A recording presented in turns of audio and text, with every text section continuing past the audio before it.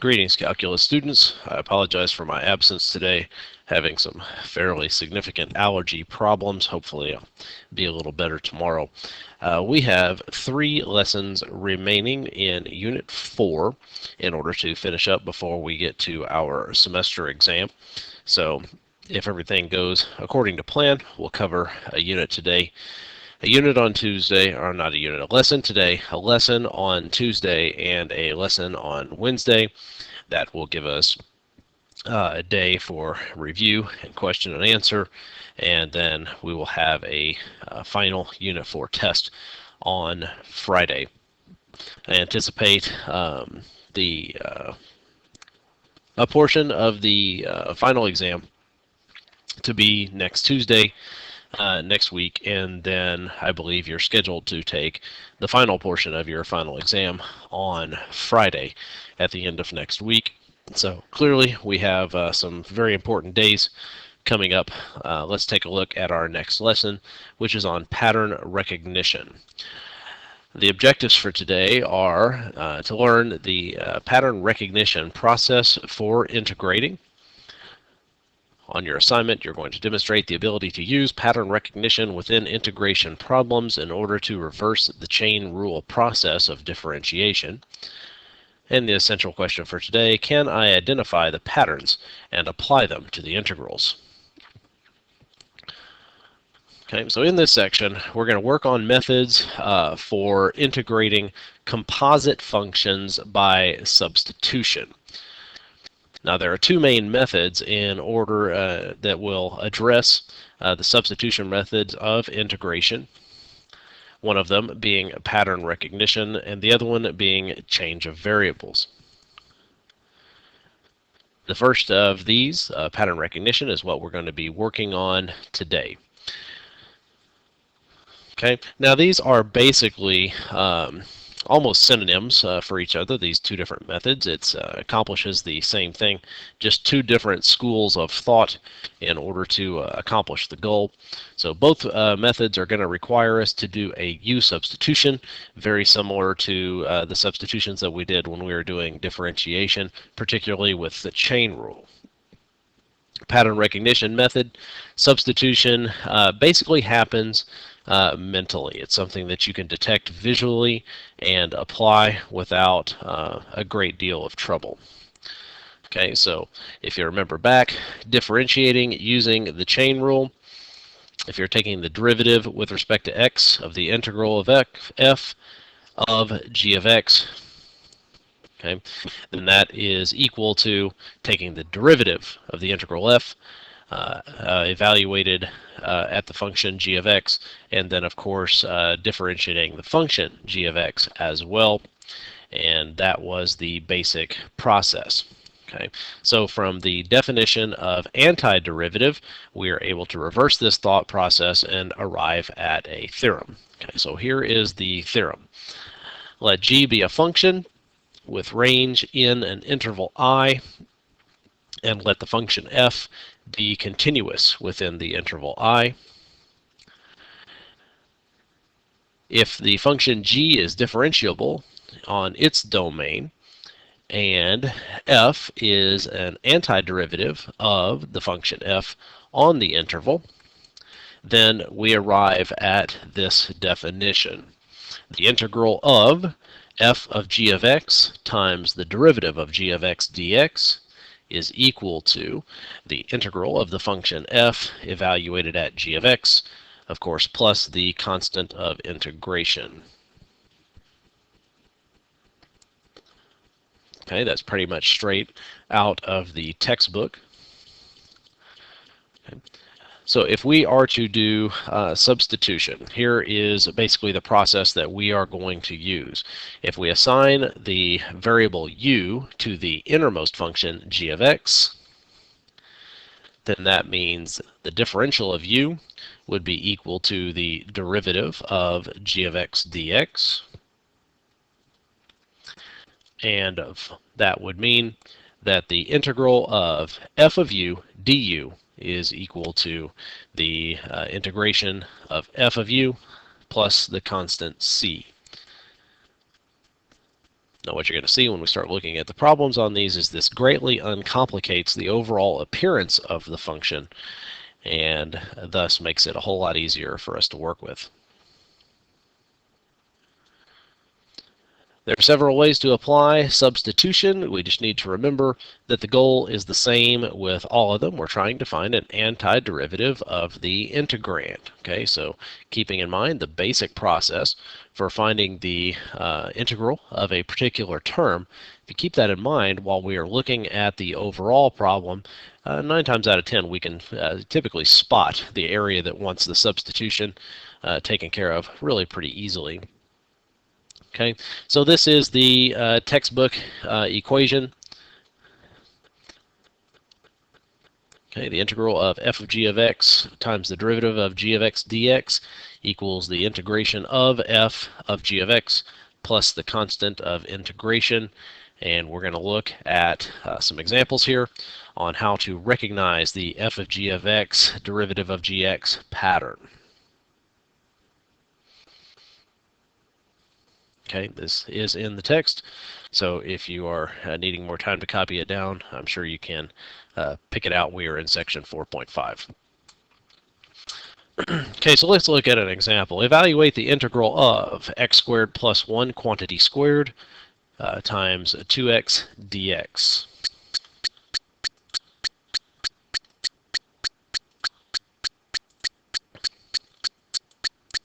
Okay, now looking into the function that is being integrated, what we want to do is we want to identify a situation where if we assign a value to a variable that is in there, or assign it to the variable u, and then take the derivative of whatever is going on with the function u, that we actually find that derivative somewhere in the problem.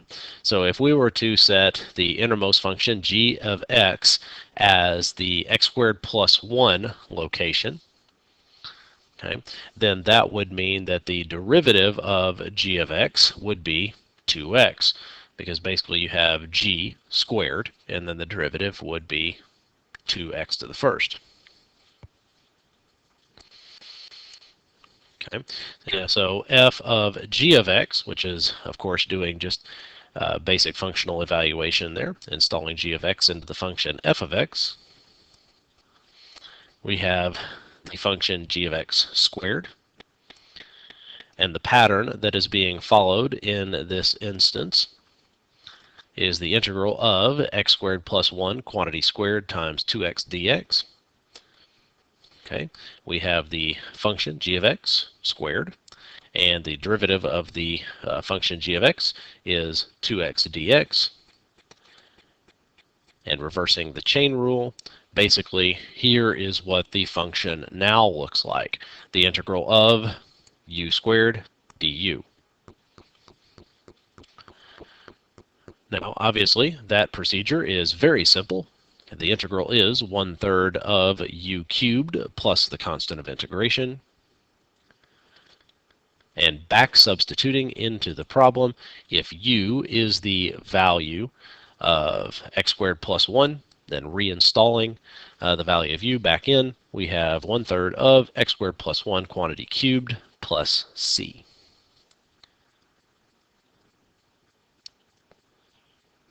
Okay. Now you can always double check these by taking the derivative of the function that you have now, and that should get you your original problem back. Okay, let's look at another. Evaluate the integral of 5 cosine 5x dx.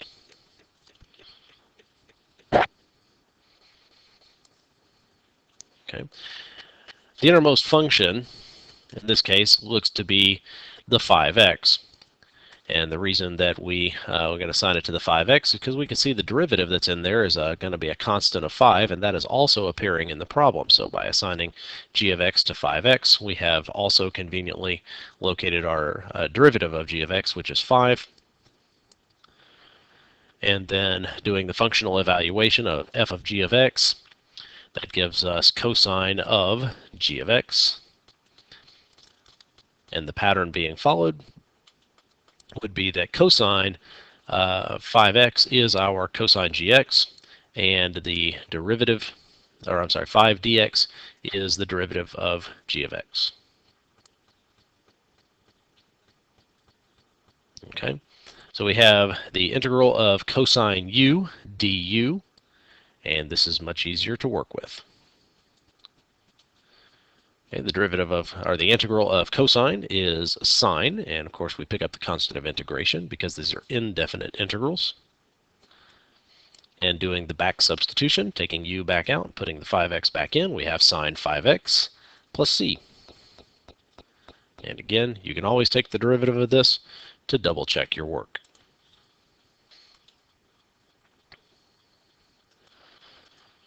Okay, general power rule for integrating. Oops. Where did I go? Sorry, I obviously hit a wrong button and jumped somewhere strange. Let me find out where we were.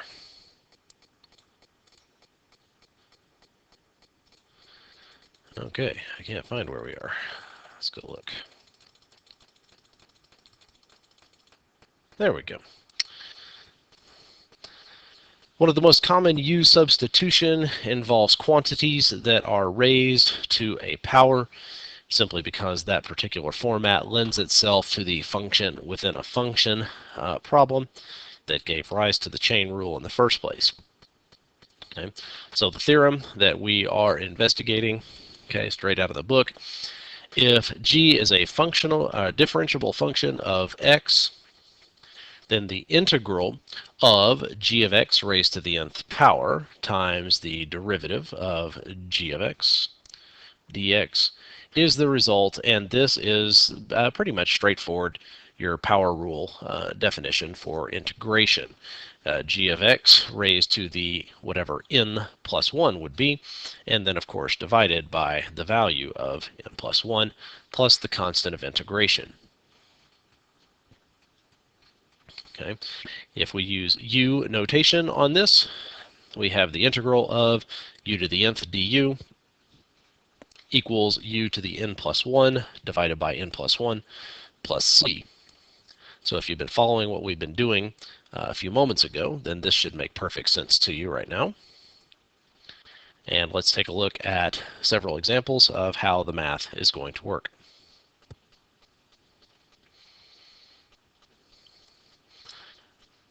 Okay. Example. Find the integral of 3 times x, 3x plus 1 to the 4th power dx. Okay.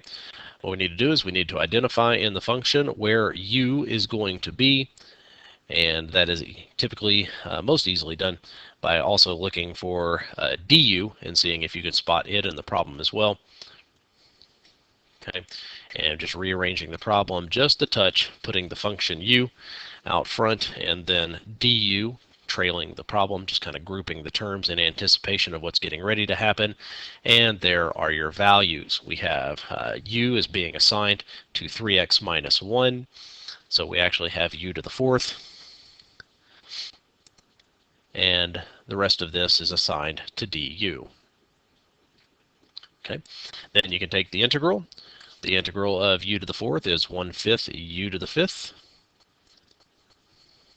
Okay, and back substituting and of course finishing off the integral, then we have 1/5 of 3x minus 1 to the 5th power plus the constant of integration.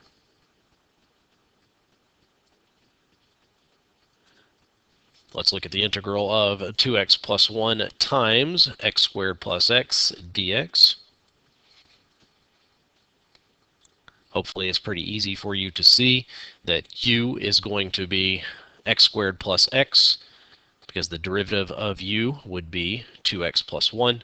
So it should be really pretty easy to spot. Rearrange the problem a little bit, put u out front, and then put the du back there with dx.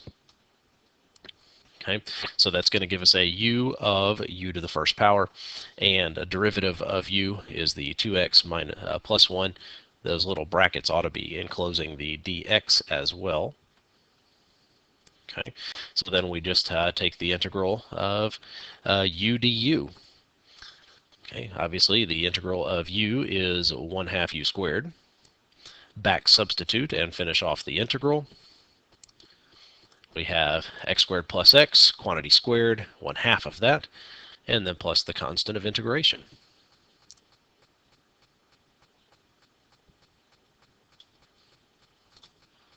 Okay. Another example, find the integral of 3x squared times the square root of x cubed plus 2, or minus 2 dx.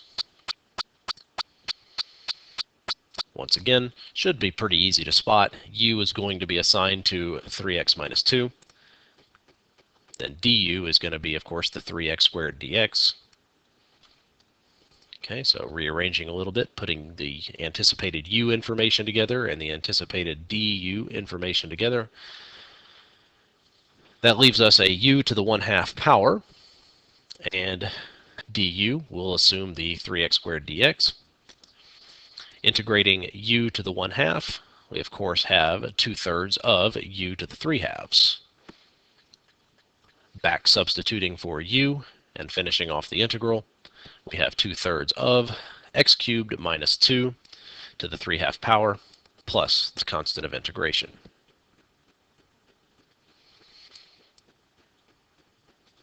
Okay, so this is a little bit different, but hopefully once you get acclimated to the procedure, you will see that it is not a terribly difficult procedure.